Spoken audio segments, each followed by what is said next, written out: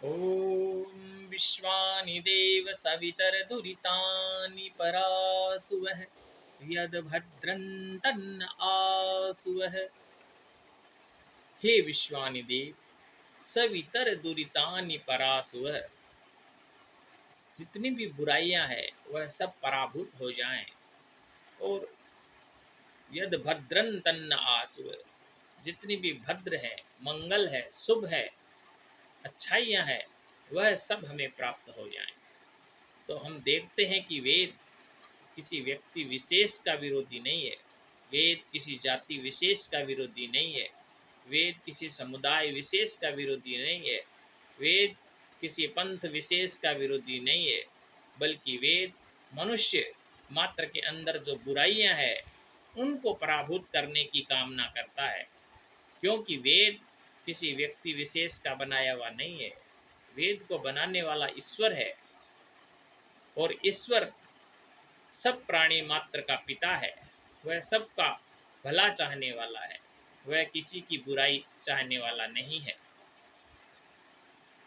अब तक हमने ये देखा कि वेद कह रहा है कि कल्याण का मार्ग केवल वेद का मार्ग है, नान्य पंथा विदिते अनाय, वेद को छोड़कर अन्य कोई भी मार्ग कल्याण का नहीं है। और हमने यह देखा कि किसी एक विषय पर परस्पर दो या दो से अधिक विचार हों तो वे सारे विचार सत्य नहीं होते, केवल उनमें से एक ही विचार सत्य हो सकता है। फिर हमने ये देखा कि किसी धर्म पुस्तक में यदि इतिहास हो, किसी धर्म पुस्तक में किसी व्यक्ति विशेष का नाम हो, किसी धर्म पुस्तक में किसी क्षेत्र विशेष की भाषा हो, कोई चमत्कारिक घटनाएं हो, तो वो धर्म पुस्तक नहीं हो सकती। फिर हम यहाँ तक तो हम जान गए। अब हम आगे ये जानते हैं कि वेद कह रहा है कि कोई मार्ग नहीं है, वह वेद किस मार्ग की बात कर रहा है। तो जब हम वैदिक वाङ्मय का अवलोकन करते हैं तो वैदिक वाङ्मय कहता है कि सत्यम वद धर्मम चर, सत्य बोल और धर्म पर चल। सत्य बोलना तो सभी को समझ में आ सकता है, परंतु धर्म की व्याख्या अत्यंत जटिल है। बहुत से लोगों को धर्म समझ में नहीं आता। कोई किसी विशेष स्थान पर यात्रा करना ही धर्म समझता है, कोई किसी विशेष रूप से पूजा आराधना करने को धर्म समझता है, कोई तो किन्हीं पशुओं को ईश्वर पर बलि देना धर्म समझते हैं। इस प्रकार अनेक रूप से लोग धर्म को समझते हैं, परंतु धर्म की वास्तविक व्याख्या क्या है, यह जब हम देखते हैं तो जब हम मनु महाराज को पढ़ते हैं तो मनु महाराज कहते हैं धृति क्षमा दमो अस्तयम शोच इंद्रिय निग्रह धी विद्या सत्यम अक्रोधो दस्कम धर्म लक्षणम।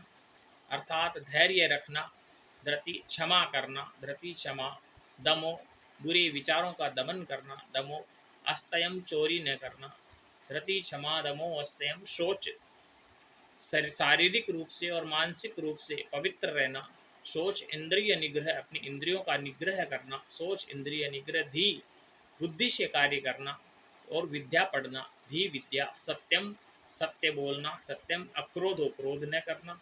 ये 10 लक्षण मनु महाराज ने बताए हैं। इससे पता चला कि धर्म की जब हम मानव धर्म की बात करते हैं तो आचरण, श्रेष्ठ आचरण को छोड़ करके धर्म की अन्य कोई भी व्याख्या वैदिक वाङ्मय में हमको देखने को नहीं मिलती है। ऋषि वाग्भट्ट कहते हैं सुखार्ता सर्वभूतानां मता सर्वा प्रवर्तये सुखम च बिना धर्मार्थ इस्मा धर्म परो भवेत्। अर्थात इस संसार में हर प्राणी मात्र सुख चाहता है, तो ऐसी व्यवस्था जिससे प्राणी मात्र सुखी हो जाएं, उस व्यवस्था का नाम धर्म है। फिर जब हम नीति शास्त्रों का अध्ययन करते हैं तो वे कहते हैं सुरेंताम धर्म सर्वस्वम श्रुत्वा चैवावधार्यताम आत्मनः प्रतिकूलानि परेशानन्न समाचरेत्। अर्थात आओ हम तुम्हें धर्म की व्याख्या समझाते हैं, जैसा व्यवहार तुम अपने साथ नहीं चाहते हो वैसा किसी अन्य के साथ मत करो।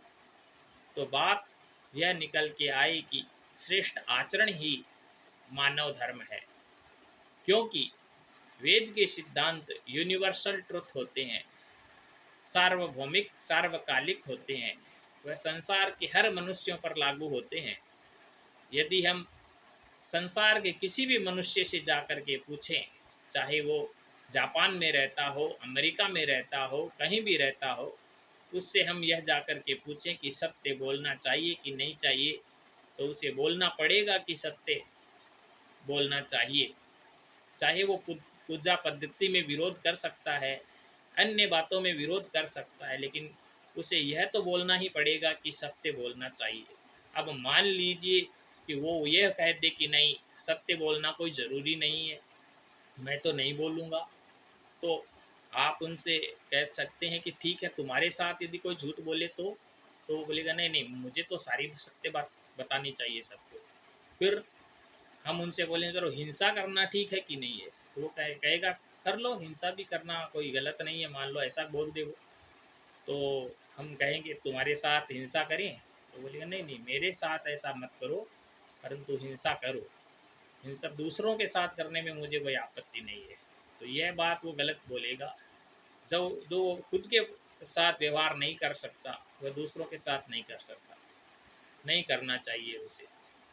फिर हम उनसे कहें कि क्या चोरी करना ठीक है, तो वो और क्या तुम्हारे साथ चोरी करें, तो उसे अपने साथ में हिंसा, चोरी, सत्य, इस प्रकार की बातें वह अपने साथ में मना कर सकता है कि मेरे साथ में मत करो, दूसरों के साथ में कर लो।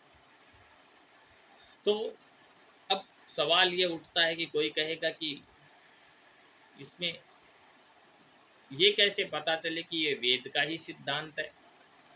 तो हम गूगल पर जाकर के वेद onlineved.com पर हम जाएंगे और वहाँ पर हम सब सर्च करेंगे, सत्य लिखेंगे, तो सत्य से संबंधित जितने भी वेद मंत्र हैं वो सभी सामने आ जाएंगे।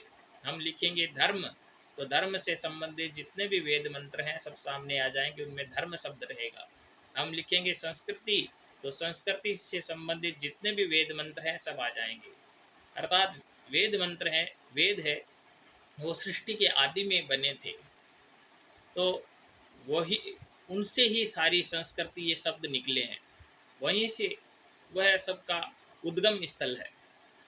तो किसी प्रतिपक्षी ने मुझसे कहा कि भाई तुम्हारी जो मान्यता है वह सत्य नहीं है, मेरी मान्यता सत्य है। तो मैंने कहा पर सत्य शब्द तो वेद का है। फिर उसने कहा कि नहीं, तुम्हारी संस्कृति इतनी उन्नत नहीं है, हमारी संस्कृति उन्नत है। तो मैंने कहा वो तो ठीक है, पर संस्कृति शब्द तो वेद का है। फिर उसने कहा कि नहीं नहीं, हमारा धर्म प्रशस्त है, अच्छा है, तुम्हारा धर्म सही नहीं है। तो मैंने कहा भाई धर्म शब्द तो वेद से निकला है। बात कहने की यह है कि सारे जितने भी सत्य अपने आप को बताते हैं हम सत्य हैं, वो लोग ये नहीं देखते कि ये सत्य शब्द, धर्म शब्द आया कहाँ से है। इनका उद्गम तो वेद है, तो फिर जो चीज़ जहाँ से प्रारंभ हुई है हमें वहीं पर जा कर के देखना चाहिए कि उसकी व्याख्या वहाँ पर क्या लिखी हुई है। ओम सम।